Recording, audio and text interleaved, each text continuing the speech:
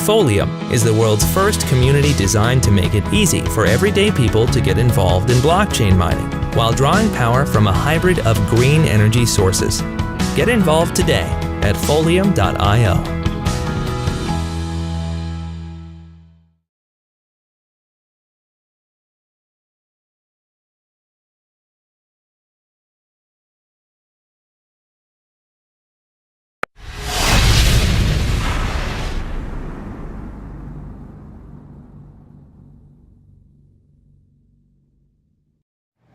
What's going on, cryptocurrency universe? It's the Bitcoin miner here, guys, and I've got some helpers today. This is Kyle over here to the left and Autumn over here to the right. And you guys are going to help us build what? We're going to be building a 6 GPU mining rig out of 6 Zotac GeForce GTX 1080 Ti's. We have an Asus B250 mining expert board. We have an EVGA Supernova 1600 P2 with 8 gigs of crucial RAM. HP 120 gig SSD, as well as 3 high RPM CFM fans, as well as some 6-pin PCI Express risers and the Celeron processor. Well, cool. Well, thank you very much, and we're going to go ahead and start putting this build together, ladies and gentlemen. So hang tight and we'll start. Alrighty guys, we're installing the fan into the server case now. These are some custom server cases that I had made. That will hold 6. We've got some new designs coming out that will hold 8 and 10. That'll be available soon through the Foleum project. So make sure to be on the lookout for those. You know, the idea is to make sure to, I know how difficult it can be to find these parts. We want to make sure to get them in everybody's hands as cheaply and efficiently as possible. So we're trying to work out some deals with some local manufacturers and get them really cheap and in large scale volume.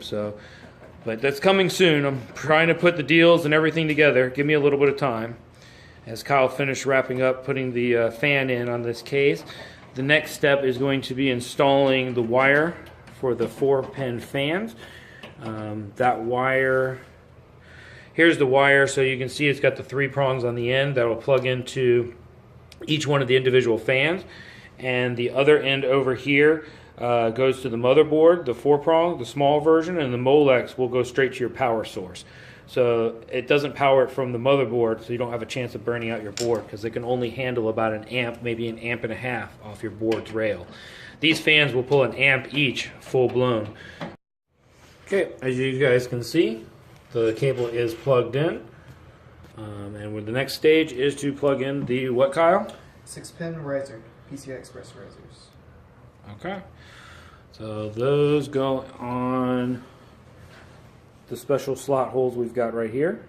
All right, we'll let him go ahead and screw those in.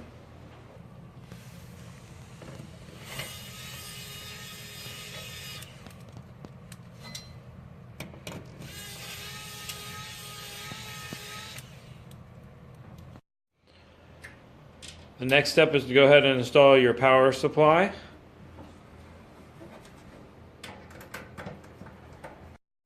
Alright guys, the next step is to go ahead and install the motherboard into this.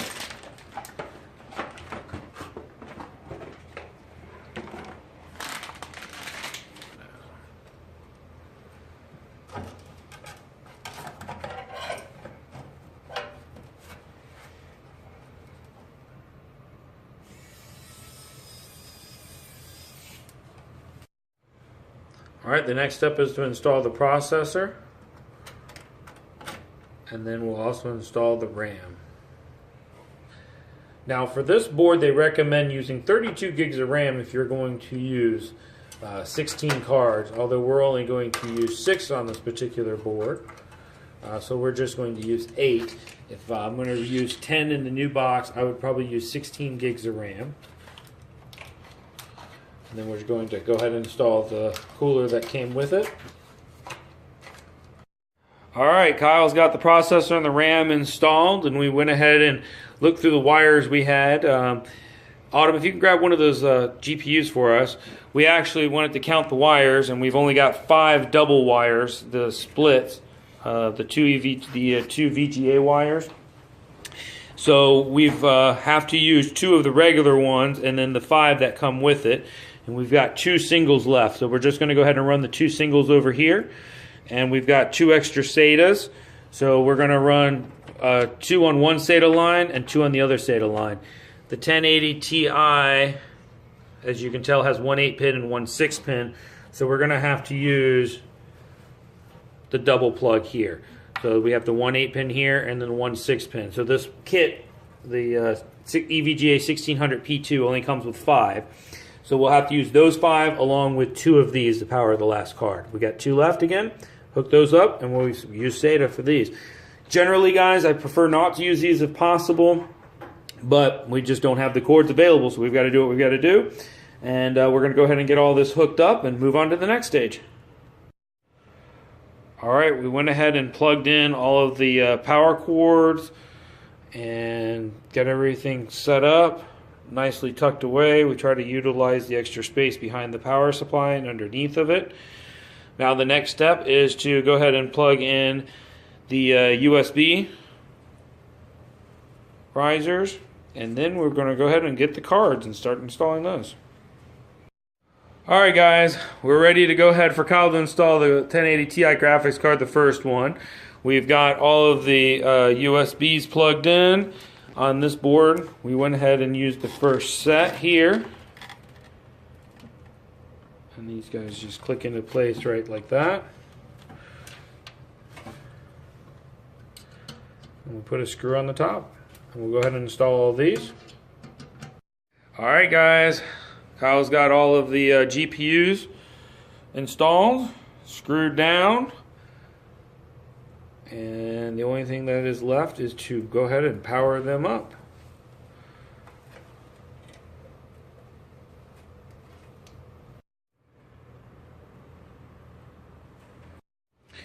Okay, we're getting pretty close. We've got everything powered up. As you can tell, Kyle did a really nice job of bundling everything and keeping it nice and neat, so we've got maximum airflow in the case. And the only thing left to do now is to plug in the SSD, and we're going to need to plug in the power plug so we don't have to use the screw trick. So we'll get one of those and get that done. Okay, Kyle and Autumn's got everything plugged in. We got the final touches, the power plug, and our SSD, which we went ahead and preloaded Windows and the drivers on from another machine. And we're going to go ahead and plug this guy in and see what it can do.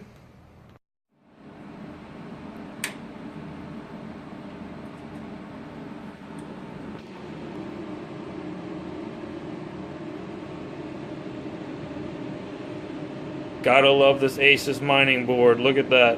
It shows you the connections. No figuring it out or guessing games. Here we are on the BIOS screen. Kyle's going to walk us through a quick setup of the basics, which is adjusting the fan for the case, so we want them to move a little bit faster.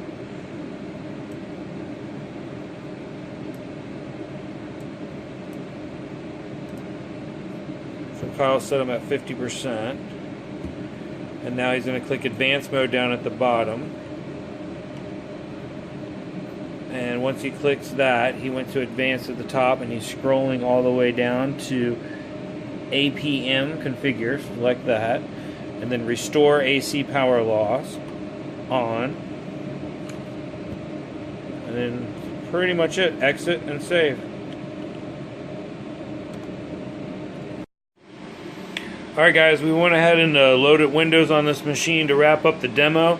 A lot of times we'll use EthOS, or we're actually working on our own custom application for mining, but it's not ready yet. It'll be a couple more months. But we want to show you some basic draws of what this machine can do with 6 1080 Ti's. Kyle, go ahead and start the Ethereum miner. So we'll let that ramp up. So you can see there's 6 cards. While that's getting going over there to the left, I just love this new board. You can see each card, shows you what it is, it's working. You can have it auto detect the cards, restart it if you want, auto run a program. So there's a lot that you can really do with this new mining boards. Much nicer. So there you go. 31, 32 mega hashes on Ethereum. You can play with some of the settings I'll go ahead and click over onto MSI Afterburner, and you can definitely get it up a little higher and get the power efficiency down a lot. I know for a fact that you can go ahead and put the power efficiency at about 70%, and you should be able to put 150 on the core clock and the memory clock and get it up there a little bit. But go ahead and stop that call. Let's see what Zcash can do.